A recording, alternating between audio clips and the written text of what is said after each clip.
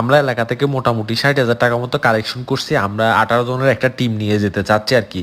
আমরা অলরেডি 30,000 টাকা দিয়ে একটা ট্রাক ভাড়া করে ফেলছি, আর হলো 8,000 টাকা দিয়ে একটা পার্সোনাল ফটোগ্রাফার অনেক ভালো ছবি তুলে ওকে ভাড়া করে নিয়েছি, আর হলো ডিজে বাহারুলকেও নিয়ে নিয়েছি 3,000 টাকা দিয়ে।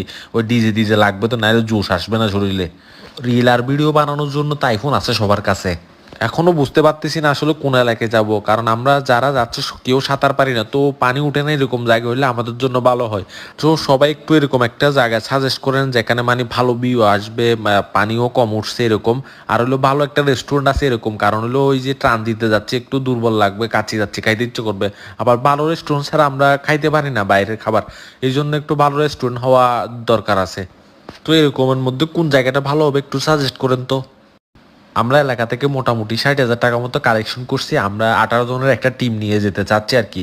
আমরা অলরেডি 30,000 টাকা দিয়ে একটা ট্রাক ভাড়া করে ফেলছি, আর